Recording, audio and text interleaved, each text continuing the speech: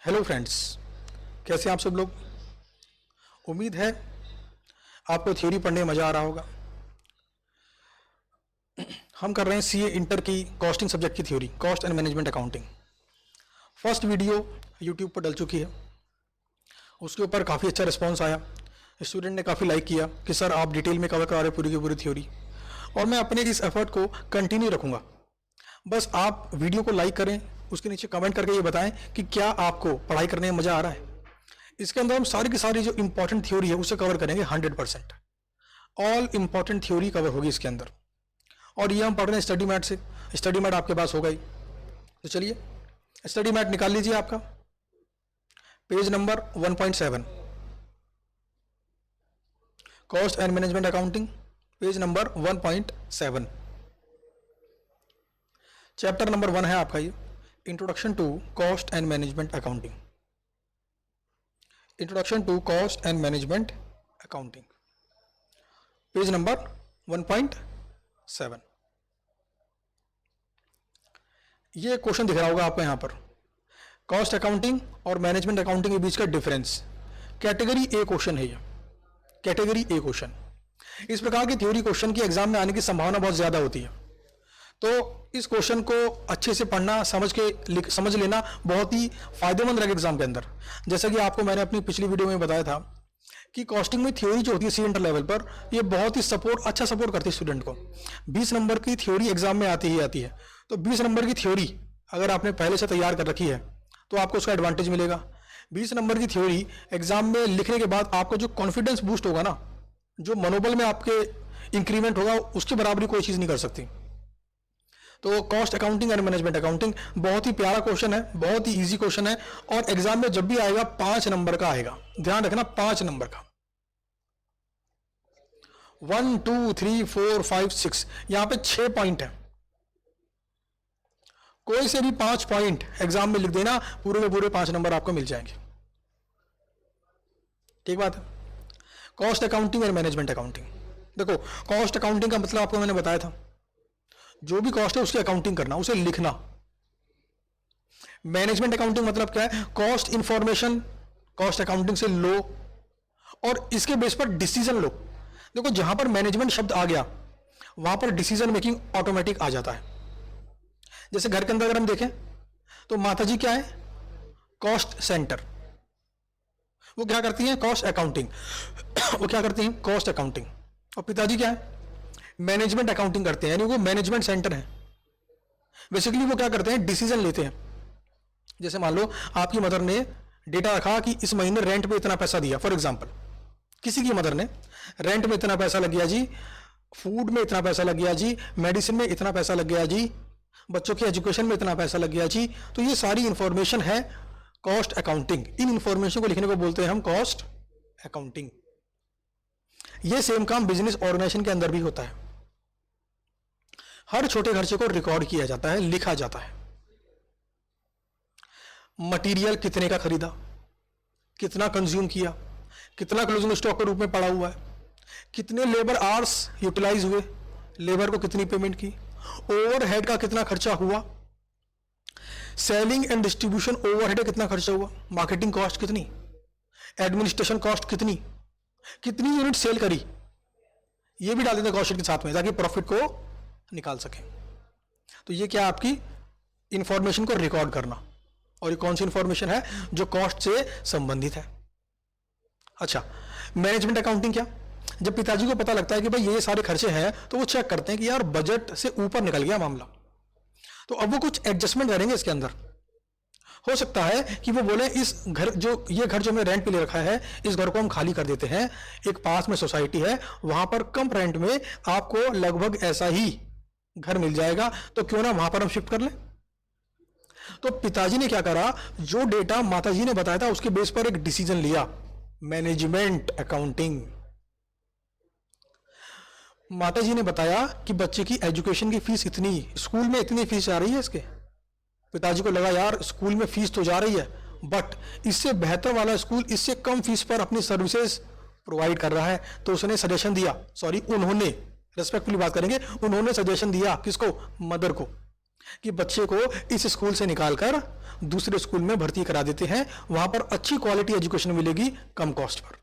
तो पिताजी ने फिर से क्या किया, मैनेजमेंट अकाउंटिंग, यानी जो इंफॉर्मेशन कॉस्ट अकाउंटिंग डिपार्टमेंट से मिली थी उस इंफॉर्मेशन का इस्तेमाल करके डिसीजन लिया। यही काम कंपनी के अंदर भी होता है। टॉप मैनेजमेंट के जो लोग हैं वो कॉस्ट अकाउंटिंग डिपार्टमेंट के व्यक्ति को बुलाते हैं, हाँ जी कॉस्ट अकाउंटेंट साहब इधर आओ, ये बताओ प्रोडक्ट ए की एक यूनिट को बनाने में कितना खर्चा आता है, प्रोडक्ट बी की एक यूनिट को बनाने में कितना खर्चा आता है, प्रोडक्ट सी की एक यूनिट को बनाने में कितना खर्चा आता है। तो कॉस्ट अकाउंटेंट साहब क्या करेंगे, फटाफट से निकालेंगे अपनी कॉस्ट शीट। सर इसमें आता है 5 रुपए पर यूनिट, इसमें आता है 10 रुपए पर यूनिट और इसमें आता है 15 रुपए पर यूनिट। नमस्ते कॉस्ट अकाउंटेंट साहब, मिल गई इंफॉर्मेशन। अब मार्केट से कंपेयर करेंगे कि प्रोडक्ट ए बी और सी मार्केट में किस रेट पर बिक रहा है, उसके बेस पर अपना सेलिंग प्राइस तय करेंगे। उदाहरण के लिए अगर प्रोडक्ट ए 5 का है, सॉरी कॉस्ट 5 रुपए लग रही है, बी में कॉस्ट 10 रुपए और सी में कॉस्ट 15 रुपए, यह आपका प्रोडक्ट ए बी और सी। और सपोज करो मैनेजमेंट हर यूनिट पर 1 रुपया कमाना चाहता है, यानी कि वो चाहता है कि 1 रुपए का प्रॉफिट हो। अब बताओ इस रूल के हिसाब से प्रोडक्ट ए मार्केट में कितने का बिकना चाहिए, 6 रुपए का, प्रोडक्ट बी 11 रुपए का, प्रोडक्ट सी 16 रुपए का। जब टॉप मैनेजमेंट के व्यक्तियों ने मार्केट में पता किया कि जाओ जाओ जाओ जाओ पता करके आओ कि प्रोडक्ट ए बी और सी मार्केट में किस रेट पर बिक रहा है, तो ये काम किसका है, अब सोच के बताओ। कंपनी के अंदर एक डिपार्टमेंट होता है जो इस प्रकार की इंफॉर्मेशन को गैदर करके मैनेजमेंट के पास लाता है। इसके लिए सर्वे करते हैं, कॉम्पिटिटर के प्रोडक्ट को चेक करते हैं, कितने का बेच रहा है, कितनी यूनिट बेच रहा है, कितना प्रॉफिट कमा रहा है। मार्केट में जाके जो इंफॉर्मेशन मिली उसके बेस पर मैनेजमेंट को यह पता लग गया कि प्रोडक्ट ए मार्केट में 7 रुपए का बिक रहा है, प्रोडक्ट बी 10.5 रुपए का बिक रहा है और प्रोडक्ट सी मार्केट में अवेलेबल ही नहीं है। अब बताओ क्या इस इंफॉर्मेशन का मैनेजमेंट के डिसीजन पर इंपैक्ट पड़ेगा? आंसर इज यस, पड़ेगा। मैनेजमेंट को पता लगा कि हम तो 6 रुपए में बेचना चाहते थे, मार्केट में 7 रुपए का बिक रहा है, तो मैनेजमेंट ने डिसीजन लिया कि इसको 6 का नहीं 6.5 का बेचेंगे। इससे फायदा क्या हुआ, कॉम्पिटिटर से प्राइस भी कम है, प्रॉफिट भी ज्यादा हो गया।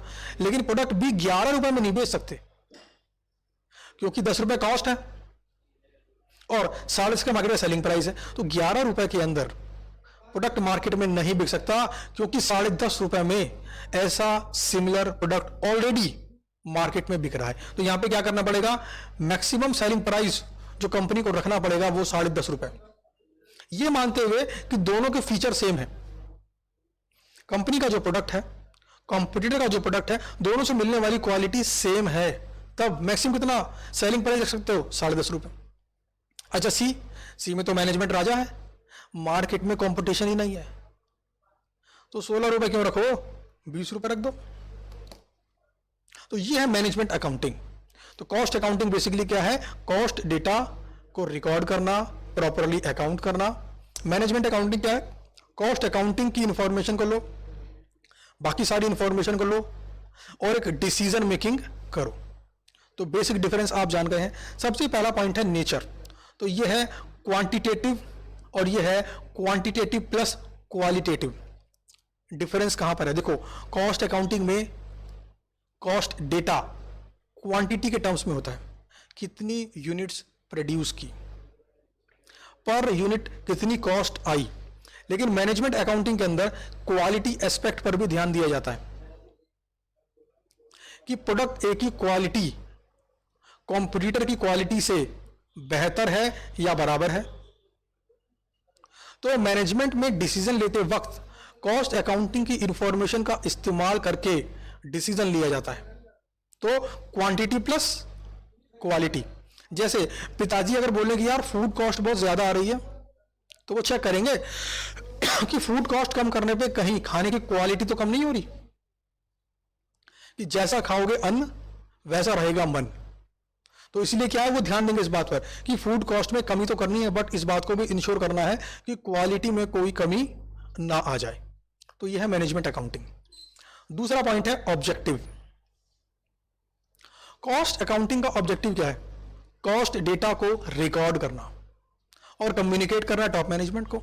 अच्छा, मैनेजमेंट अकाउंटिंग का उद्देश्य क्या है? Decision making. Third, area. Cost accounting सिर्फ और सिर्फ कॉस्ट कैलकुलेशन से डील करता है। एक प्रोडक्ट को बनाने में कितनी कॉस्ट आई या एक प्रोडक्ट को बनाने में कितनी कॉस्ट आएगी, यानी present and future estimation. Present and future estimation. अच्छा, जो ये फ्यूचर एस्टिमेशन है किसके बेस पे हो रहा है? पास्ट डेटा के बेस पे। जबकि मैनेजमेंट अकाउंटिंग का स्कोप इसके कंपैरिजन में बड़ा है। वहां पर एरिया कोई भी हो सकता है। प्लानिंग करनी है, बजट बनाना है, टैक्सेशन के बारे में डिसीजन लेना है। एग्जांपल के लिए, प्रोडक्ट को इंडिया में लॉन्च करेंगे तो प्रॉफिट पर इतना टैक्स देना होगा। अगर प्रोडक्ट को दुबई में लॉन्च करेंगे वहां पे तो टैक्स है ही नहीं, और ये एक्सपोर्ट में काउंट होगा, तो वहां पर सेलिंग प्राइस डिफरेंट रख सकते हैं, वहां की मार्केट कैप्चर कर सकते हैं। तो ये डिसीजन। चौथा पॉइंट है recording of data. Cost sheet के अंदर दो प्रकार के डेटा की रिकॉर्डिंग की जाती है। एक तो होता है प्रेजेंट, पर यूनिट कितनी कॉस्ट आई। दूसरा होता है पास्ट डेटा के बेस पर फ्यूचर का एस्टिमेशन करना, वो भी आता है इसी के अंदर, हालांकि स्टडी मैट में लिखा नहीं है वो। मैनेजमेंट अकाउंटिंग में क्या होता है? मैनेजमेंट अकाउंटिंग सिर्फ और सिर्फ फ्यूचर की बात करती है। Future means decision making. देखो, इंफॉर्मेशन तो कोई भी दे देगा, उसके बेस पर सही डिसीजन लेने वाले को क्या बोलते हैं हम? Management accounting. अब बात करते हैं डेवलपमेंट। कॉस्ट अकाउंटिंग का जो डेवलपमेंट है, यानी कॉस्ट अकाउंटिंग के अंदर किस चीज को रिकॉर्ड करें, किसको रिकॉर्ड ना करें, ये डिपेंड करता है इंडस्ट्री की फंक्शनिंग के ऊपर, इंडस्ट्री के नॉर्मल कल्चर के ऊपर। एग्जाम्पल के लिए, एक इंडस्ट्री जो बुक्स प्रिंट करके देते हैं, जहां से हम बुक बनवाते हैं, आपको बुक्स मिलती होंगी, तो उन बुक्स को जो बनाते हैं वो ये मानते हैं कि बुक बनाते वक्त 2%, 1% या 1.5% का पेपर वेस्टेज होगा ही होगा। तो ये क्या है? Normal loss. तो जो डेवलपमेंट है वो इंडस्ट्री पर डिपेंड करता है। यहां पर 1%, 1.5% और 2% को मानते हैं नॉर्मल लॉस, इतना पेपर तो वेस्ट होगा ही। लेकिन हो सकता है कोई और इंडस्ट्री हो, वहां पर नॉर्मल वेस्टेज ज्यादा हो, 5%। 5% को क्या मान रहे हैं वो लोग? Normal loss. अच्छा, 5% अगर यहां पे हो गया तो बुक मेकिंग इंडस्ट्री के अंदर तो क्या बोलेंगे? Abnormal loss. एक्स्ट्रा लॉस हो गया, एबनॉर्मल लॉस। अच्छा, मैनेजमेंट अकाउंटिंग की डेवलपमेंट ये डिपेंड करती है मॉडर्न बिजनेस एनवायरनमेंट के ऊपर। कहने का मतलब यार ये है कि अगर मार्केट को ऑब्जर्व नहीं करोगे, अगर कंपनी मार्केट को ऑब्जर्व ना करे, इस बात को ना देखे कि आखिर मार्केट पे क्या बदलाव आ रहे हैं, और उन बदलावों को अगर वो चूज ना करे, उन बदलावों को अगर कंपनी एब्जॉर्ब ना करे, तो कुछ ही समय बाद ये कंपनी मार्केट से आउट होने की संभावना है। तो मैनेजमेंट अकाउंटिंग में डिसीजन लेने का दायरा डिपेंड करता है मॉडर्न बिजनेस एनवायरनमेंट, जहां पर ये कंपनी काम करती है उसके आसपास क्या इन्वायरमेंट है, उसके आसपास कस्टमर कैसा है। अगर बात करूं पाकिस्तान की, पाकिस्तान में अगर कोई प्रोडक्ट कोई कंपनी बेचती है तो वो प्राइस सेंसिटिव मानती है पूरी मार्केट को, कि भाई पाकिस्तान के अंदर जो गरीब है, जो गरीबी रेखा के नीचे लोग हैं वो ज्यादा है। वहां की 70% करीबन पॉपुलेशन, मतलब अप्रोक्सीमेट बता रहा हूं, वो गरीबी रेखा के नीचे आती है। तो वहां पर जो अपना प्रोडक्ट लॉन्च करते हैं वो क्या मानेंगे कि ये पूरी की पूरी मार्केट है प्राइस सेंसिटिव। तो वो क्या बोलेंगे कि अगर यहां पर कॉम्पीट करना है तो प्राइस कम करो। लेकिन अगर वही कंपनी इंडिया के अंदर अपने प्रोडक्ट को लॉन्च कर रही है, तब गरीबी रेखा के नीचे तो यहां पर भी लोग हैं, बट यहां पर एज कंपेयर टू पाकिस्तान कम लोग गरीबी रेखा के नीचे हैं। तो यहां पर हो सकता है कि कंपनी ड्यूल प्राइसिंग पॉलिसी को इंप्लीमेंट करे, यानी अपने प्रोडक्ट को दो अलग अलग प्रोडक्ट में तोड़ दे, एक गरीब के लिए, एक मिडिल क्लास और अमीर के लिए। उदाहरण के लिए बात करता हूं कंपनी आईटीसी, शायद आपने अभी नाम ना सुना हो क्योंकि आप सीए इंटर लेवल के स्टूडेंट हैं, कोई गलत बात नहीं है, पहली बार सब लोग सुनते हैं। आईटीसी कंपनी का एक बिस्किट आता है पार्ले जी, नाम सुना होगा आपने। इसके अलावा बहुत सारे बिस्किट आते हैं इस कंपनी के। पार्ले जी बिस्किट कितने का आता है? 5 रुपए का आता है, जहां तक मैं समझता हूं, छोटा वाला पैकेट। बीच में इन्होंने 2 या 3 रुपए का पैकेट भी लॉन्च किया था। तो आईटीसी का ये वाला जो पैकेट है, ये स्पेसिफिक जो व्यक्ति गरीब है उनकी कंजप्शन के लिए कंपनी ने बनाया है। कंपनी इसमें प्रॉफिट नहीं कमाना चाहती, कंपनी इसके अंदर प्रॉफिट नहीं कमाना चाहती। ये वाला प्रोडक्ट सिर्फ और सिर्फ कंपनी ने इसलिए लॉन्च कर रखा है कि आईटीसी कंपनी का नाम पूरे इंडिया में जगमगाता रहे। लॉकडाउन के टाइम पर इनकी पार्लेजी बिस्किट की सेल बढ़ गई। रीजन वही था, मार्केट में कुछ खाने पीने को नहीं मिल रहा, हर जगह दुकानें बंद हैं, शॉप बंद है, रेस्टोरेंट बंद है, सबको डर है कोरोना का। बट पार्लेजी आराम से मिल रहा है, उसी रेट पे मिल रहा है, कोई ह्यूमन टच नहीं है, बिस्किट ऑटोमेटेड मशीन से बनता है, इनकी सेल बढ़ गई। तो जो डिसीजन मेकिंग वो डिपेंड करती है इन्वायरमेंट के ऊपर। तो ये धीरे धीरे इन्वॉल्व होता रहता है। कल को मान लो इंडिया के अंदर गरीबी खत्म हो गई तब, तो पार्लेजी बिस्किट अब कोई खरीदने वाला है ही नहीं। अब लोग खरीदेंगे महंगे बिस्किट जिनमें और ज्यादा क्वालिटी हो सकता है आज के 50 साल बाद या 100 साल बाद कंपनी पार्लेजी बिस्किट को बनाना बंद कर दे। अगला point, rules and regulation. Cost accounting के कुछ रूल्स एंड रेगुलेशन होते हैं। कॉस्ट अकाउंटिंग स्टैंडर्ड, जिस तरह अकाउंटिंग स्टैंडर्ड होते हैं, अकाउंट्स कैसे बनाएं, गाइडलाइंस होती हैं, उसी प्रकार से कॉस्ट अकाउंटिंग स्टैंडर्ड भी होते हैं। तो रूल्स एंड रेगुलेशन होते हैं कॉस्ट अकाउंटिंग के, बट मैनेजमेंट अकाउंटिंग के कोई रूल्स रेगुलेशन है?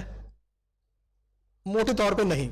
बस हाँ, आपको इस बात को ध्यान देना होगा कि कोई इलीगल काम ना कर दो, आप सब काम लीगली करो। जैसे कंपटीशन को अगर मार्केट से आउट करना है तो आप लीगली कॉम्पीट करो, उसको बैन मत कर दो, उसको मार मत दो। ये इलीगल तरीका हो जाएगा कंपटीशन को मार्केट से आउट करने का।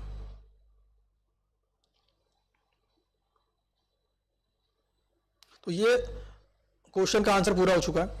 अगले पेज पर आ जाओ, cost accounting and financial accounting.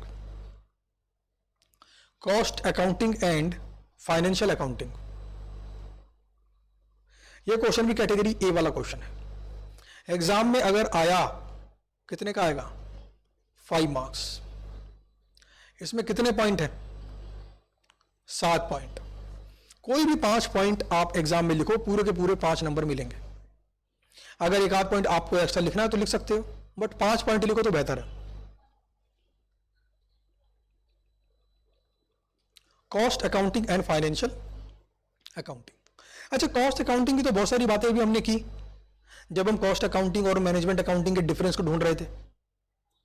देखा, हम डिफरेंस ढूंढ रहे हैं। डिफरेंस को ढूंढने के बाद परख पाना आसान हो जाता है कि ये क्या है और ये क्या है। जैसे मेरे हाथ में 2 पेन है, मैं आपको बोलूं दोनों के बीच में डिफरेंस बताओ, तो डिफरेंस बताने के बाद आपको पता लग जाएगा कि ये पेन तो पेपर पे लिखेगा और ये पेन सॉफ्टवेयर पे लिखेगा। तो दोनों की अलग अलग यूटिलिटी है, कहने के लिए दोनों ही पेन है। उसी प्रकार से यहां पर फाइनेंशियल अकाउंटिंग और कॉस्ट अकाउंटिंग। फाइनेंशियल अकाउंटिंग क्या है? आप क्लास 11 से करते आ रहे हैं फाइनेंशियल अकाउंटिंग। बताइए जरा, वीडियो को पॉज करिए, कमेंट बॉक्स में लिख के बताइए फाइनेंशियल अकाउंटिंग मतलब क्या। इसमें क्या बनाते हैं हम? Profit and loss account, balance sheet? अगर हाँ तो कमेंट करके बताइए। जी हाँ, फाइनेंशियल अकाउंटिंग के अंदर बनाते हैं profit and loss account, balance sheet. यानी कंपनी की फाइनेंशियल परफॉर्मेंस की बात फाइनेंशियल अकाउंटिंग में करते हैं। और कॉस्ट अकाउंटिंग के अंदर कॉस्ट की कैलकुलेशन करते हैं, एक्चुअल पर यूनिट कॉस्ट कितनी आई, या फिर अगर हम प्रोड्यूस करेंगे तो अगर हम प्रोड्यूस करेंगे तो कॉस्ट पर यूनिट कितनी आएगी। अच्छा, कितनी आएगी हम ये क्यों जानना चाहते हैं? ताकि जब एक्चुअल प्रोडक्शन करें तो प्रोडक्शन मैनेजर को बोल दें कि मटेरियल ठीक से इस्तेमाल करना। अगर गलत मटेरियल गलत तरीके से इस्तेमाल किया या ज्यादा क्वांटिटी में इस्तेमाल किया, मतलब ज्यादा वेस्टेज करी और पर यूनिट कॉस्ट बढ़ गई प्रोडक्शन मैनेजर साहब, तो आपकी सैलरी में कट लगा देंगे, आपको कंपनी से टाटा बाय बाय कर देंगे, दूर से राम राम। परचेज मैनेजर को बोल देंगे, देख भाई परचेज मैनेजर, मटेरियल 5 रुपए पर यूनिट मार्केट से मिलना चाहिए। अगर इससे कम में लेकर आए, इससे कम में परचेज किया आपने, तो आपको मिलेंगी तारीफें, सैलरी में इंक्रीमेंट, इंसेंटिव, वाह वाह, तालियां। और जो अगर आप महंगा लेकर आए तो आपको पड़ेंगी गालियां। तो परचेज मैनेजर की परफॉर्मेंस इवैल्यूएट हो जाएगी, प्रोडक्शन मैनेजर की परफॉर्मेंस इवैल्यूएट हो जाएगी। इसको बोलते हैं केपीआई। क्या बोलते हैं इसे? केपीआई, की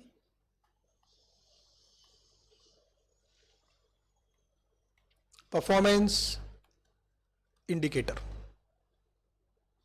कोई भी काम करने से पहले आपको केपीआई पता होना चाहिए, तभी तो आप एक्चुअल परफॉर्मेंस को कंपेयर करके ये जान पाओगे आपने बेहतर काम किया या आपने बेकार काम किया, आपने बेहतर काम किया या आपने बेकार काम किया। तो कॉस्ट शीट में कॉस्ट को एस्टिमेट करने का पर्पस ये होता है कि कॉस्ट को कंट्रोल कर सकें या फिर कॉस्ट को रिड्यूस करने की कोशिश कर सकें। तो ये मोटा मोटा डिफरेंस है दोनों के बीच में। अब आइए पॉइंट वाइज पढ़ते हैं, समझते हैं चीजों को। पहला पॉइंट है ऑब्जेक्टिव। तो इसका ऑब्जेक्टिव है फाइनेंशियल परफॉर्मेंस को निकालना। एंटिटी ने कितना प्रॉफिट कमाया, किस क्वार्टर में, किस साल में। और कॉस्ट अकाउंटिंग का ऑब्जेक्टिव है cost control and decision making में हेल्प करना। यहां पे क्या लिखा है? For the purpose of cost control and help decision making. यहां पर हेल्प शब्द अगर हो तो ज्यादा बेहतर रहेगा, क्योंकि कॉस्ट अकाउंटिंग अपने आप में डिसीजन नहीं लेती। कॉस्ट अकाउंटिंग की इंफॉर्मेशन का इस्तेमाल करके मैनेजमेंट अकाउंटिंग के अंदर डिसीजन लिया जाता है। दूसरा है आपका नेचर। फाइनेंशियल अकाउंटिंग के अंदर सिर्फ मॉनेटरी ट्रांजैक्शंस की रिकॉर्डिंग की जा सकती है। ये बात आपने 11वीं 12वीं और सीपीटी के अंदर अच्छे से पढ़ी होगी कि सिर्फ और सिर्फ फाइनेंशियल ट्रांजैक्शंस ही हम फाइनेंशियल अकाउंटिंग में रिकॉर्ड कर सकते हैं। दो वर्कर के बीच में झगड़ा हो गया, बात तू मैं पर उतर आई, फैक्ट्री के अंदर हाथापाई हो गई, एक मशीन खराब हो गई, एक एम्प्लॉय मशीन के ऊपर जाके गिर पड़ा, मशीन का बटन टूट गया, मशीन का कोई नट बोल्ट ढीला हो गया। तो क्या इस बात को आप फाइनेंशियल अकाउंटिंग में कहीं दिखाते हो? कहीं नहीं आती ये बात। इसका इंपैक्ट आप दिखा देते हो, हाँ प्रोडक्शन कम हुआ, हाँ खर्चा बढ़ गया। तो कुल मिला के बात यह कि यहां पर सिर्फ वही ट्रांजैक्शन दिखाई जाती हैं जिन्हें आप मॉनेटरी टर्म्स में दिखा सको। अच्छा, कॉस्ट अकाउंटिंग में क्या होता है? यहां पर ही वही बात है, बट यहां पर क्या है? यहां पर सिर्फ कॉस्टिंग की बात होती है, खर्चे की, जबकि फाइनेंशियल के अंदर खर्चा प्लस सेल दोनों की बात होती है। Interest received profit and loss account में एंट्री करेंगे, बट इंटरेस्ट रिसीव्ड की एंट्री कॉस्ट शीट में नहीं करेंगे। थर्ड पॉइंट है रिकॉर्डिंग ऑफ डेटा। यहां पर ही टाइम की बात कर रहा है, तो ये रिकॉर्ड करता है हिस्टोरिकल डेटा, कितना सैलरी पे किया, कितना मटेरियल कंज्यूम किया, और यहां पर historical as well as estimate. मैंने बताया ना आपको, कॉस्ट शीट का इस्तेमाल हम एस्टीमेट के लिए भी करते हैं, कितना खर्चा आएगा। एग्जाम्पल के लिए ये जो बिल्डर्स लोग होते हैं ना, जो बिल्डर होते हैं, जमीन खरीद के 20 मंजिला इमारत बना के बेचते हैं, ये पहले एस्टीमेट करते हैं कि 20 मंजिला इमारत को बनाने में कितना समय लगेगा, कितना पैसा, कितना मटेरियल, कितनी लेबर, कितना इंटरेस्ट पे करना पड़ेगा इसके अंदर। तो ये आइडिया लगाते हैं कि यार पर फ्लैट कितनी कॉस्ट पड़ेगी।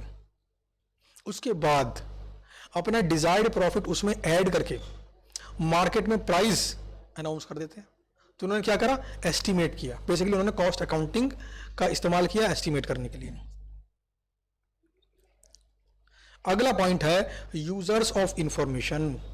फाइनेंशियल अकाउंटिंग में जो इंफॉर्मेशन आती है ना, प्रॉफिट कितना कमाया, कंपनी के पास कितना कैश पड़ा है, कंपनी के पास कितना बैंक बैलेंस है, कंपनी ने कितने का लोन ले रखा है, इन सब बातों की जानकारी किस किस को चाहिए? नंबर 1 शेयर होल्डर, कंपनी के मालिक, क्रेडिटर जो कंपनी को उधार देता है अपना सामान, और गवर्नमेंट, फाइनेंशियल एनालिस्ट। ये कौन आ गए? Financial analyst. फाइनेंशियल एनालिस्ट वो व्यक्ति होते हैं जो किसी भी कंपनी की परफॉर्मेंस को चेक करके, उसकी बैलेंस शीट को चेक करके ये पता लगाते हैं कि इस कंपनी में इन्वेस्ट करना फायदेमंद होगा। आपने स्टॉक मार्केट का नाम सुना होगा। किसी भी कंपनी का ओनर बनना बड़ा ही आसान है, किसी भी कंपनी का ओनर बनना बड़ा ही आसान है। उस कंपनी का एक शेयर जाके आप खरीद लो तो एक शेयर की जो हिस्सेदारी है उस हिस्सेदारी के बराबर आप कंपनी के ओनर बन गए हो। लेकिन सवाल यह है, बिजनेस तो बहुत सारे हैं, कौन सा बिजनेस भविष्य में खेलेगा, मोटा मुनाफा कमा के देगा? ऐसे बिजनेस को आइडेंटिफाई करना, इसके लिए क्या चाहिए? Analytical skill, decision making power, सोचने समझने की क्षमता। ये कहां से मिलेगी आपको? सीए कोर्स से। तो ये काम कौन करते हैं? Financial analyst. और आपको बता दूं, इनकी सैलरी लाखों में नहीं होती, इनकी सैलरी करोड़ों में होती है।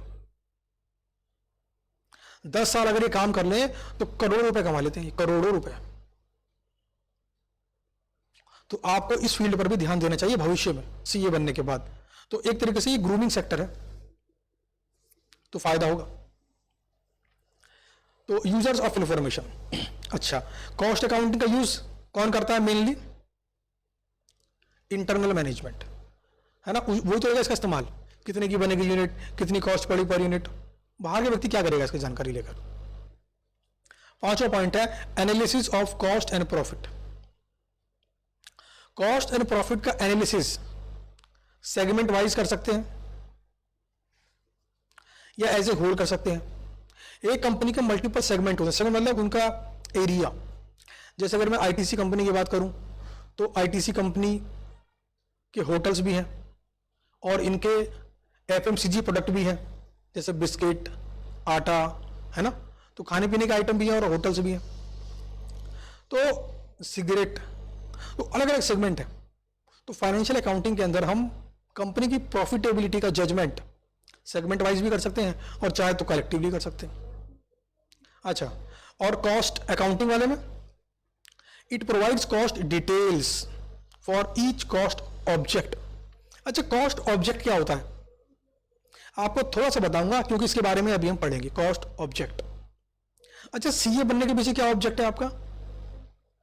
अच्छी नौकरी, अच्छी तनख्वाह और अच्छी जिंदगी। कुछ और भी अगर है तो नीचे कमेंट बॉक्स में कमेंट करके बताइए। तो सीए करने का ऑब्जेक्टिव आपका ये है। अच्छा, कॉस्ट का ऑब्जेक्ट ध्यान देना, वहां मैंने बोला ऑब्जेक्टिव, यहां बोला कॉस्ट का ऑब्जेक्ट। ऑब्जेक्ट तो किस ऑब्जेक्टिव के लिए कॉस्ट निकाल रहे हो, वही कॉस्ट का ऑब्जेक्ट है। मान लो मेरी ये कंपनी है जो कार की मैन्युफैक्चरिंग करके मार्केट में बेचती है, तो बताओ मैं क्या इंफॉर्मेशन चाहता हूं अपने कॉस्ट अकाउंटिंग डिपार्टमेंट से? Cost per car. तो मेरा ऑब्जेक्टिव क्या है? कार की कॉस्ट को निकालवाना। तो car is the object for which cost is to be calculated. ठीक है, चलिए अगला पॉइंट है आपका time period. Financial accounts normally 1 साल के बनते हैं, वैसे तो क्वार्टरली भी बनते हैं, लेकिन यहां पे लिखा usually for a year. Companies quarterly भी अपना प्रॉफिट अनाउंस करती हैं। अच्छा, और कॉस्ट अकाउंटिंग भाई जब मन करे तब बनाओ, जब मन करे तब, कोई रूल रेगुलेशन नहीं है इसके ऊपर इस प्रकार का कि कब बनाना है। आपकी जब इच्छा करे तब बनाओ। कोई नया प्रोडक्ट मार्केट में लॉन्च करने वाले हो, निकालो कॉस्ट एस्टिमेट, कितना खर्चा आएगा, आपका जब मन करे। Presentation of information. अच्छा, फाइनेंशियल इंफॉर्मेशन को प्रेजेंट करने का फॉर्मेट है ना बैलेंस शीट का, आपको पता होगा। हाँ, तो यहां पर तो एक सेट फॉर्मेट है, बट कॉस्ट अकाउंटिंग में ऐसा कोई फॉर्मेट नहीं है। अगर मैं कॉस्ट शीट को छोड़ दूं तो बाकी ऐसा कोई फॉर्मेट नहीं है। बहुत सारे बनते हैं स्टेटमेंट कॉस्ट के अंदर भी, बहुत सारे। तो सिर्फ कॉस्ट शीट है जिसका एक फॉर्मेट है, बाकी किसी का फॉर्मेट ही नहीं है। मान लो मेरे पास 2 ऑप्शन है कि ये पेन खुद से बनाकर बेचूं या मार्केट से खरीद कर बेचूं। और मार्केट से कहां से खरीदूंगा मैं? इंडिया से ना, इंडिया के बाहर से सस्ता मिलेगा ना मेरे को। तो वहां से खरीद कर, यानी कि वहां से इंपोर्ट करके बेचूं या खुद से बनाऊं। तो क्या बनेगा? Statement of cost comparison. ये मैं आपको एग्जांपल दे रहा हूं, स्टेटमेंट ऑफ कॉस्ट कंपैरिजन। तो ये बना दिया जी मैंने, ये लो।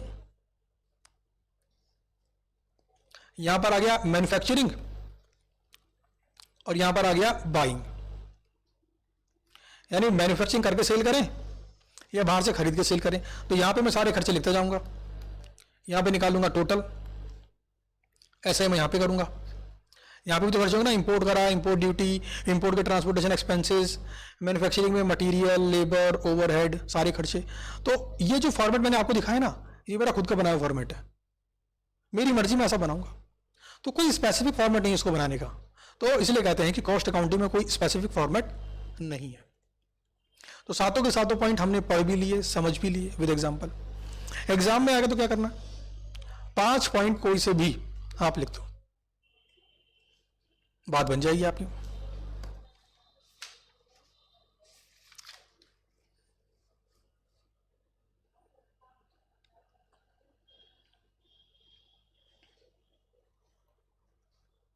आगे चलते हैं।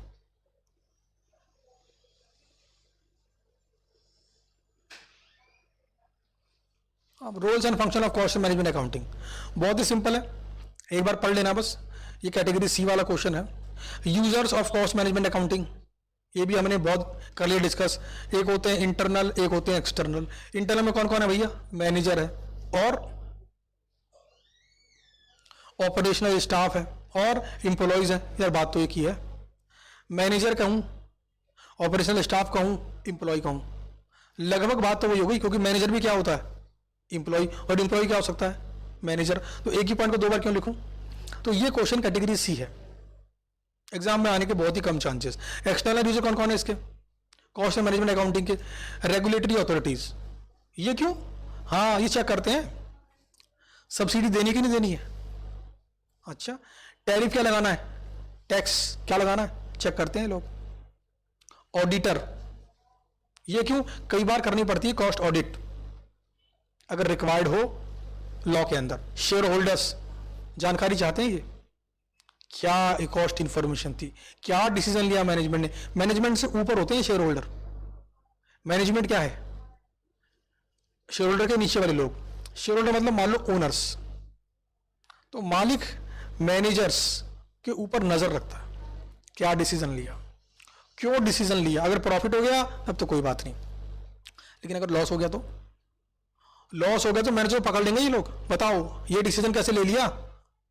तो मैनेजर को बताना पड़ेगा, साहब ये इन्फॉर्मेशन मिली थी मेरे को और ये था मेरा मार्केट का सर्वे, इसके बेस पे लिया मैंने इन्फॉर्मेशन, तो मेरी इंटेंशन तो ठीक थी सर, गलती हो गई, नुकसान हो गया, क्या करें। तो अभी देखना शेयर होल्डर को, उसे छोड़ दें या सजा मिलेगी।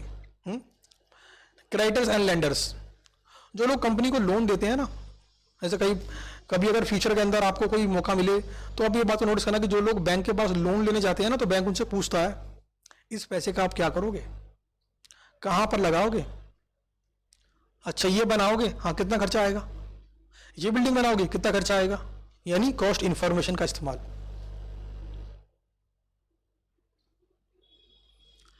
Essential of good cost accounting system, क्या क्या बातें होना जरूरी है भाई, इंफॉर्मेशन मिले, सिंपल हो, एक्यूरेट इंफॉर्मेशन हो, ऑथेंटिकेट हो, फर्जीवाड़ा ना हो, यूनिफॉर्मिटी हो, सेम फॉर्मेट बार बार फॉलो करो ताकि कंपैरिजन में आसान रहे, इंटीग्रेटेड, फ्लेक्सिबल, ट्रस्ट, मतलब इंफॉर्मेशन ट्रस्टवर्दी होनी चाहिए, ऐसा ना हो फालतू फंड की इंफॉर्मेशन दे दी।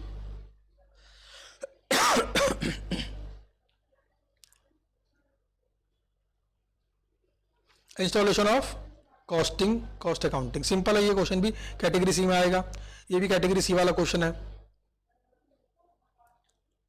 आइए अब करते हैं वो जो बेहद इंपॉर्टेंट है, और आपको मैं बता दूं कि ये जो कॉस्ट यूनिट है ना, कॉस्ट यूनिट, तो आपको बता दूं कि ये जो एग्जाम्पल आपके स्टडी मैट में दिया गया है ना, यही एग्जाम्पल एज इट इज उठकर एग्जाम में आया है। और कौन से एग्जाम में, नवंबर 2019, नवंबर 2019 में आया, कितने नंबर का, 5 नंबर का। बताओ 5 नंबर का as it is, chapter number 1, study mat का ये एग्जाम्पल उठकर एग्जाम में आ गया। इसे भी करेंगे अभी। सबसे पहले बात करते हैं कॉस्ट ऑब्जेक्ट। ये मैंने बताया था आपको, cost object is anything for which A separate measurement of cost is required. Example के लिए, अगर कोई कंपनी फोन बनाती है, कंप्यूटर बनाती है, कार बनाती है, किताबें बनाती है, तो उसे अपने हर प्रोडक्ट के लिए अलग से कॉस्ट पर यूनिट कैलकुलेट करना पड़ेगा। यानी किस पर्पस के लिए कॉस्ट निकाल रहे हैं, उसी को बोलते हैं cost object.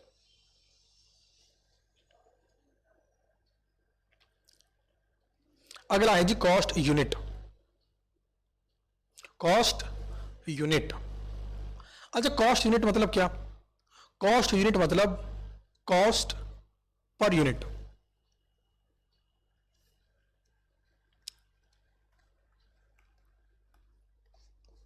Cost per unit.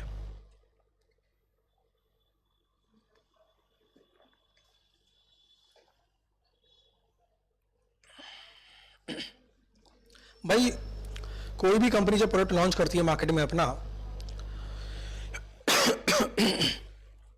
तो उसका एक प्राइस बताना पड़ता है कि भाई इतने प्राइस का आपको ये मिलेगा। वो प्राइस कैसा होता है? पर यूनिट बेसिस पर। जैसे मार्केट में गए, बोले जी पेन कितने का? उसने बोला 50 रुपए का, तो ये 50 रुपए क्या है? Per unit. कार लेने गए, साहब कितने की ये कार? 8 लाख रुपए की, 15 लाख रुपए की, 40 लाख रुपए की, 1 करोड़ रुपए की। तो ये क्या है? पर यूनिट, यानी पर कार। इसे बोलते हैं कॉस्ट यूनिट। ये यूनिट हर जगह डिफरेंट होती है, हर जगह डिफरेंट। कॉस्ट यूनिट हर जगह डिफरेंट होती है। जैसे आपने नोट किया होगा, कभी आपने इस बात को नोट किया होगा कि जब घर बनवाते हैं, आपने आसपास में, पड़ोस में, या अपने घर में भी देखा होगा कि जब कभी घर बनाते हैं, मतलब घर को बनवाते हैं और मार्केट से उसके लिए ईंट खरीद के लाते हैं, और जाके आप पूछो, बताओ भाई ईंट का क्या रेट है जी, क्या प्राइस है? उसने बोला मान लो 500 रुपए। तो 500 रुपए क्या है? पर ईंट, पर 100, पर 100। तो वहां पर यूनिट क्या है? 100। यानी एक बार में 100 ईंटें तो खरीदनी ही पड़ेगी। हालांकि फिर वो 5 रुपए पर ईंट पड़ेगा, बट ऐसे मिलेगा नहीं। वो क्या बोलता है जी, 500 रुपए का जी खत्ता, और 500 रुपए में कितनी ईंटें आती हैं जी? 100 आती हैं। प्राइस से दे रहा हूं आपको 100 ईंटों का एक साथ। तो ये 100 ईंटें एक बार में क्या है? यूनिट। जैसे मान लीजिए आप होटल में गए, आपने पूछा रूम रेंट कितना, तो उसने बोला 5,000 रुपए। तो क्या मतलब है इसका? इसका मतलब है पर रूम पर डे। यानी एक रूम अगर एक दिन के लिए किराए पर लिया तो आपको 5,000 रुपए देने होंगे। तो पर रूम पर डे, इसको जोड़कर लोग बोल देते हैं पर रूम डे। तो ये पर रूम डे क्या है? एक यूनिट। समझ गए बात को? अच्छा, कभी आपने कभी कोई मूवी देखी हो जहां पर कोई हॉस्पिटल में गया हो और रेंट पूछा हो कि यहां पर बेड चार्जेस क्या है, तो मान लो उसने बोला 10,000। क्या मतलब है इसका? अब यहां पर यूनिट चेंज हो जाएगी। यहां पर है 10,000 रुपए पर बेड पर डे। यहां पे पर रूम नहीं, ध्यान देना जरा।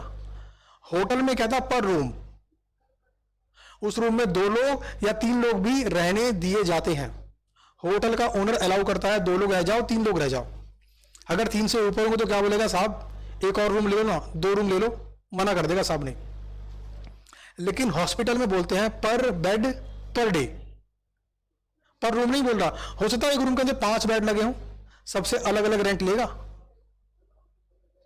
तो पर बेड पर डे। अच्छा, बेड पर, एक बेड पर कितने पेशेंट होने चाहिए? सर एक बेड पर तो एक ही पेशेंट होना चाहिए। हाँ जी, बिल्कुल सही कहा आपने। मैं ऊपर वाले से दुआ करता हूं कि हमारे हिंदुस्तान की ऐसी हालत हो। गवर्नमेंट हॉस्पिटल के अंदर एक बेड पर आपको 2, 3, 4 पेशेंट भी मिल सकते हैं। तो ऊपर वाले से मेरी प्रार्थना है कि हमारे हिंदुस्तान के अंदर भी गवर्नमेंट हॉस्पिटलों में भी ऐसा हो कि एक बेड पर एक पेशेंट। अच्छा, बात करते हैं प्राइवेट हॉस्पिटल्स की। वहां पर तो होता ही है एक बेड पर एक पेशेंट। तो मैं इसको पर बेड पर डे ना बोलकर ऐसा बोल सकता हूं क्या? पर पेशेंट पर डे। ज्यादा अच्छा लग रहा सुनने के अंदर? पर पेशेंट पर डे, या फिर से बोल दूं पर पेशेंट डे। समझ में आई बात? तो ये पेशेंट डे क्या है? यूनिट। बात को समझ गए ना आप? तो ये है कॉस्ट यूनिट। एग्जाम में क्या आया? एग्जाम के अंदर उन लोगों ने प्रोडक्ट का नाम दे दिया, जैसे automobile, cement, chemical, power, steel, transport, gas, और बोला इनकी कॉस्ट यूनिट बताओ। क्या बताओ? इनकी कॉस्ट यूनिट बताओ। ऑटोमोबाइल मतलब कार। जब आप कार डीलर के पास जाएंगे या कार के शोरूम में जाएंगे और उससे पूछेंगे कि भैया ये फलाना मॉडल कितने का आता है, तो जो प्राइस वो आपको बताएगा वो प्राइस एक कार का होता है। तो ये क्या है? पर कार। तो उसकी यूनिट क्या हो गई? पर कार, नंबर पर बेस्ड है।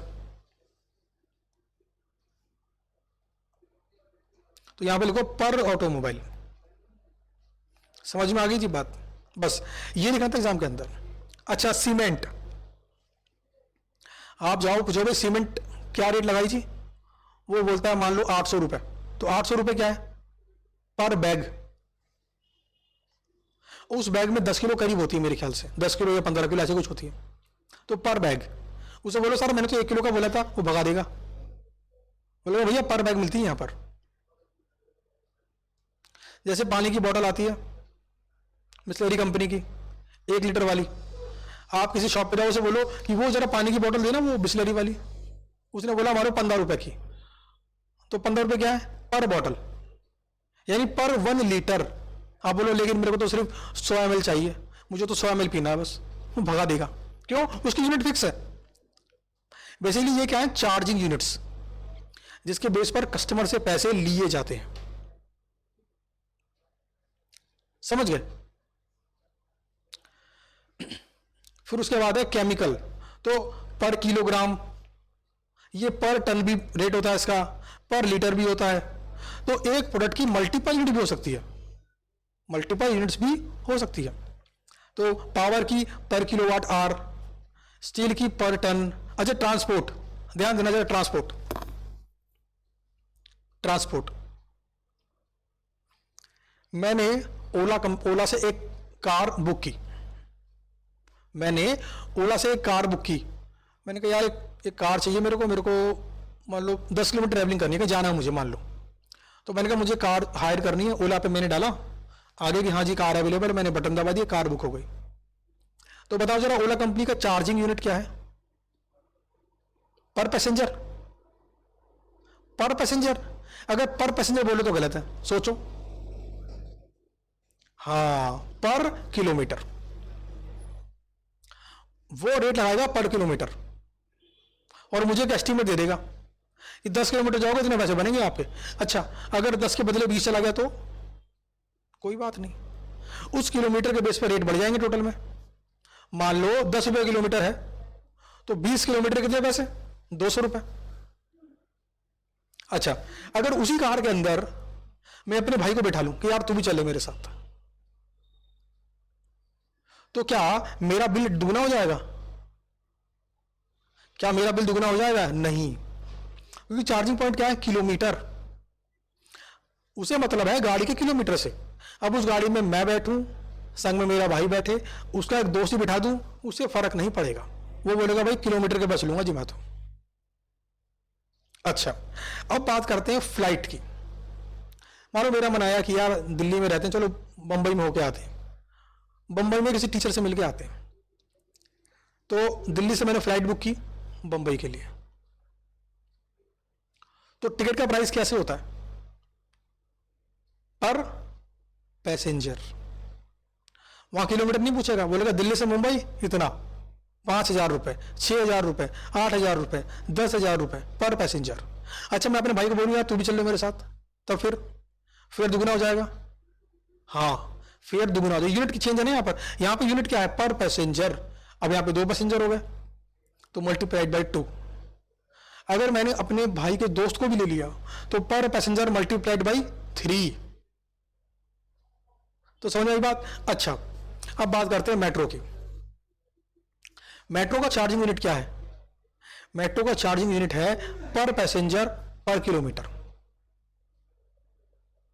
उसका रीजन ये है कि कौन सा पैसेंजर कौन से एंट्री पॉइंट से चढ़ेगा और कौन से एग्जिट पॉइंट पे उतरेगा, ये बात मेट्रो को नहीं मालूम।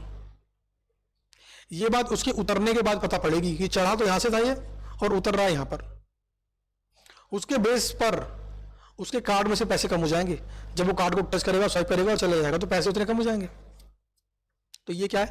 पर पैसेंजर पर किलोमीटर। तो ट्रांसपोर्ट की 3 यूनिट है। एक तो यहां पे लिखी है पर पैसेंजर पर किलोमीटर, एक है पर पैसेंजर,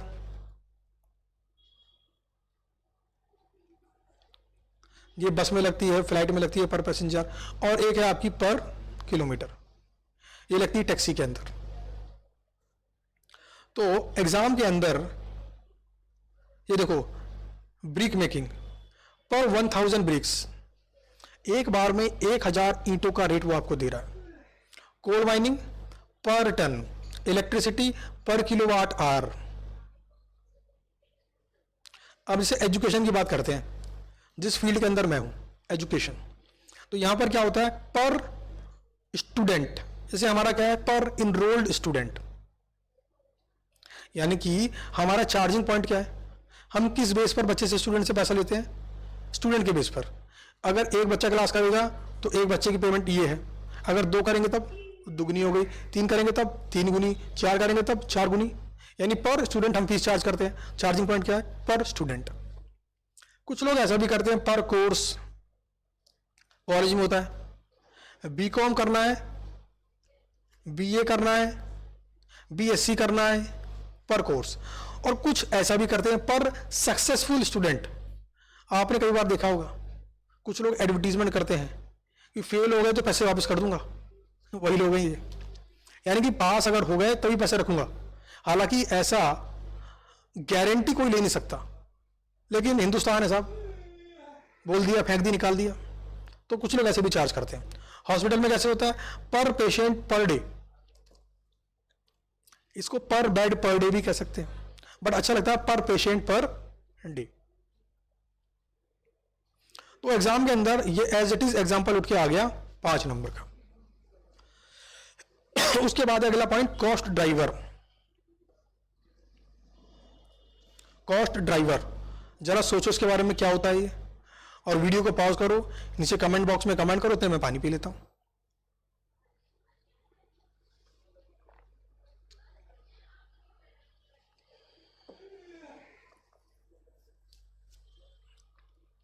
कर दिया comment? Cost driver, car driver मतलब वो व्यक्ति जो कार को चला रहा है। कॉस्ट ड्राइवर मतलब वो ड्राइवर जो कॉस्ट को चला रहा है। चला रहा है मतलब कॉस्ट को ऊपर नीचे कर रहा है। तो कॉस्ट ड्राइवर नॉर्मली क्या होता है? लेवल ऑफ एक्टिविटी, या कह लीजिए वॉल्यूम। जितना ज्यादा प्रोडक्शन होगा उतनी ज्यादा कॉस्ट आएगी टोटलिटी के अंदर। नंबर ऑफ बुक्स ज्यादा प्रिंट होंगी तो बिल ज्यादा आएगा बुक वाले भैया का। तो यह है कॉस्ट ड्राइवर। अगला पॉइंट है रेस्पॉन्सिबिलिटी सेंटर, जिम्मेदारी। तो जिम्मेदारी के ऊपर आपको मैं कहूंगा कि अपनी जिम्मेदारी खुद लें। इस पॉइंट को समझाने से पहले आपको कुछ बात बताना चाहता हूं। बैलेंस शीट में हमने बहुत बार पढ़ा है asset liability. Asset liability, asset मतलब वो जो कुछ ला कर दे, कुछ कमा कर दे। लायबिलिटी मतलब वो जो कुछ कमा के ना दे, बोझ बनकर लटका रहे। तो आपको अपने घर की एसेट बनना है। आप अपने घर में देखो, आप के कितने फैमिली मेंबर हैं, उनमें से कौन कौन घर के लिए एसेट है और कौन कौन घर के लिए लायबिलिटी है। तो जो लायबिलिटी है उसे कोशिश करनी चाहिए कि वो कैसे अपने आप को एसेट में कन्वर्ट कर ले, क्योंकि सभी अगर अपने आप को एसेट में कन्वर्ट कर लेंगे तो पूरे के पूरे घर को इसका फायदा होगा।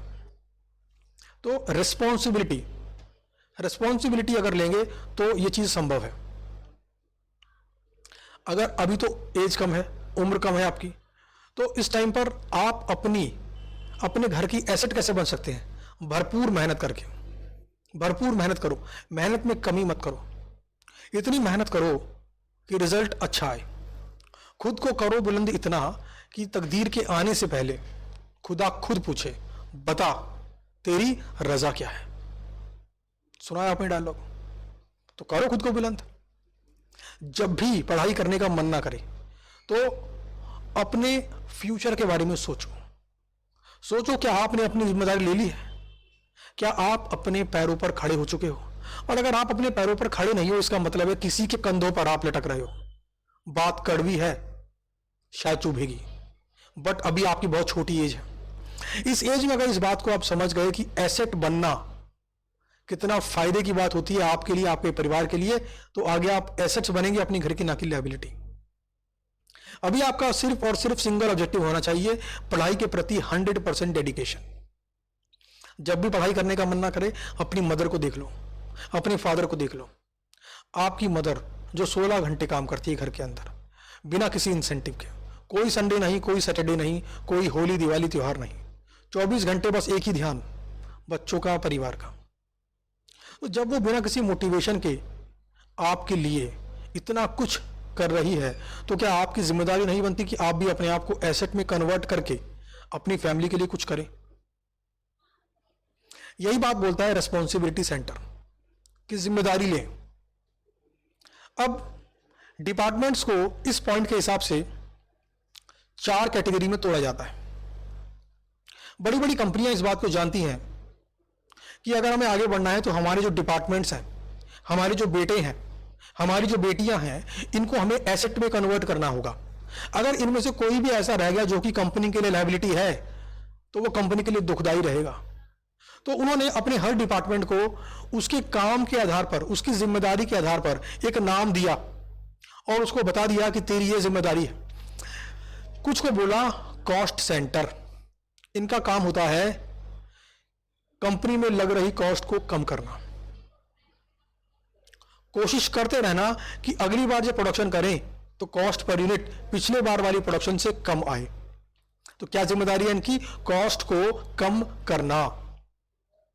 हालांकि कॉस्ट को इनकर भी यही करते हैं, बट इंश्योर करते हैं कि एक्चुअल कॉस्ट हमेशा कंट्रोल में रहे। अगर ये अपनी ड्यूटी भली भांति कर पाए, 10 रुपए की कॉस्ट पे बनने वाला आइटम 9 रुपए पर यूनिट के हिसाब से बना पाए, तो इन्होंने अपनी जिम्मेदारी को ले लिया है और ये कंपनी के लिए बन गए हैं एसेट। दूसरा है रेवेन्यू सेंटर। रेवेन्यू सेंटर मतलब वो डिपार्टमेंट जो कंपनी की सेल्स करने में कंपनी की मदद करता है। इसके अंदर आते हैं sales executives, sales manager, marketing sales person. उनको यह बता दिया जाता है कि आपकी जिम्मेदारी है कंपनी के लिए सेल्स करना। अगर अपनी प्रीवियस सेल्स डेटा को ये ब्रेक कर दें, प्रीवियस सेल्स रिकॉर्ड को ये ब्रेक कर दें, तो इन्होंने अपनी जिम्मेदारी को महसूस किया है और ये अब कंपनी के लिए एसेट्स हैं। जितना सेल को ये बढ़ाएंगे, कंपनी का प्रॉफिट बढ़ता जाएगा। तीसरा है प्रॉफिट सेंटर। प्रॉफिट सेंटर का काम है प्रॉफिट जनरेट करना, इस बात को इंश्योर करना कि कॉस्ट पर यूनिट कम रहे, सेलिंग प्राइस पर यूनिट ज्यादा रहे और प्रॉफिट बढ़ जाए। फोर्थ है इन्वेस्टमेंट सेंटर। इन्वेस्टमेंट सेंटर की जिम्मेदारी होती है कि इन्वेस्टमेंट कम से कम कॉस्ट पर करना और इन्वेस्टमेंट के रिटर्न को जस्टिफाई करना। रिटर्न ज्यादा रहे, कॉस्ट ऑफ कैपिटल कम रहे। अगर ऐसा हो रहा है तो इन्वेस्टमेंट सेंटर ने भी अपनी पूरी जिम्मेदारी ली है और ये कंपनी के लिए एसेट है। तो ये था आपका रिस्पॉन्सिबिलिटी सेंटर। डिटेल में आप स्टडी मैट के नीचे दिया गया है, इसे पढ़ सकते हैं। चलो ये वाला पॉइंट भी कर लेते हैं, लिमिटेशन ऑफ कॉस्ट अकाउंटिंग। देखो, हमें कमियां निकालने की हैबिट है, हिंदुस्तानी कल्चर। कॉस्ट अकाउंटिंग के फायदे गिना गिना के जुबान थक गई, अब क्या बोल रहे हैं? लिमिटेशन। ये तो वाली बात हो गई कि एक व्यक्ति 16 घंटे पढ़ाई करता है, खूबी हो। अब लिमिटेशन, सिर्फ 8 घंटे सोता है, बीमार ना पड़ जाए। तो ये वही तरीका है। तो लिमिटेशन है, जबरदस्ती है, करना पड़ता है। एग्जाम में नंबर लाने तो करना ही पड़ेगा। क्या पता एग्जाम में क्वेश्चन है, हालांकि ये कैटेगरी सी क्वेश्चन है। चलो, लिमिटेशन नंबर 1, एक्सपेंसिव। भाई जब कॉस्ट अकाउंटेंट को रखोगे, उससे काम कराओगे, सैलरी पे नहीं करोगे उसको आप। ये क्या बोल रहे हैं? एक्सपेंसिव, खर्चा तो हो गई। Requirement of reconciliation. Cost accounting से निकाला गया प्रॉफिट और प्रॉफिट एंड लॉस अकाउंट से निकाले गए प्रॉफिट में डिफरेंस होता है। रिकंसिलिएशन चैप्टर में हमने पढ़ा है। तो बोलो से रिकंसाइल करना पड़ेगा, तो वो तो करना ही पड़ेगा। इसमें गलत क्या है, वो तो करना ही पड़ेगा। बट ये भी क्या बताया इसने, कमी। ठीक है भैया।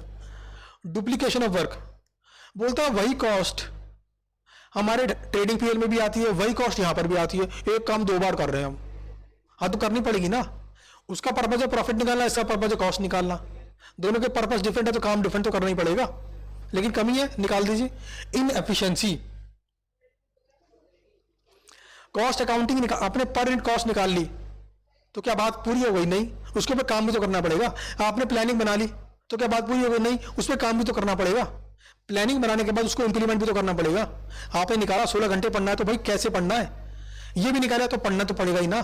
तो इसे क्या बोल रहे हैं लोग, इनएफिशिएंसी, कि प्लानिंग बनाने से पढ़ाई नहीं रहती, तो कहां से होगी पढ़ाई? पढ़ाई हो ही नहीं सकती। पहले प्लानिंग बनाओगे फिर खुद इंप्लीमेंट करना ही पड़ेगा। वैसे ये बोलता है कि कॉस्टिंग के अंदर कॉस्ट को एस्टिमेट कर लेने के बाद कंट्रोल कॉस्ट के ऊपर अपने आप से नहीं आ जाता, करना पड़ता है, तो वो तो करना ही पड़ेगा। बट क्योंकि स्टडी मैट के अंदर उसको लिमिटेशन के रूप में दिखा रखा है, तो हाँ साहब लिमिटेशन है ये। तो ये वीडियो का लगभग समय हो चुका है। तो अपनी कैटेगरी ए वाली थ्योरी क्वेश्चन काफी सारी कर लिया आज। उम्मीद करता हूं आपको वीडियो अच्छी लगी होगी, और वीडियो अच्छी लगी है तो कमेंट जरूर करना। कमेंट करके बताना क्या मजा आ रहा है कि नहीं आ रहा है। और अगर वीडियो को आप स्पीड में देखना चाहते हैं तो यूट्यूब के अंदर ऑप्शन होता है, इसको 1.25 टाइम्स कर लो, 1.5 टाइम्स कर लो, स्पीड में देख लो। तो थ्योरी हम धीरे धीरे कवर करते रहेंगे, सारी थ्योरी हम कवर करेंगे, सारे all category A theory question हम यहाँ पर कवर करेंगे डिटेल के अंदर, हर बात को फील करते हुए। समझने की बात नहीं कर रहा हूं, समझने से ऊपर की बात कर रहा हूं। समझने से ऊपर की, वो थे ना कि सुपर से भी ऊपर, तो वही वाला है, समझने से भी ऊपर, फील करना। अगर एक बार इन बातों को फील कर गए, फील करना मतलब दुखी होना नहीं, फील करना कि अच्छा हाँ महसूस हो रहा है कि हाँ ये बात तो सही है, हाँ ये बात तो गलत है। स्टडी मैट में जो दिया है उसको भी आप एनालाइज कर पाओ। जैसे यहाँ पर लिमिटेशन की बात करी मैंने, कि बोल रहा रिकंसाइल तो करना पड़ेगा, अरे तो वो तो करना ही पड़ेगा। ये क्या बात हुई, रिकंसाइल भी नहीं करना चाहते। अब बोलो कि बैंक बैलेंस है और बैलेंस ऐसे अपना कैश बुक है, रिकंसाइल करना पड़ता है, तो वो तो करना ही पड़ेगा रिकंसाइल। चलिए, तो मिलते हैं आपसे अपनी अगली वीडियो के अंदर। Thank you.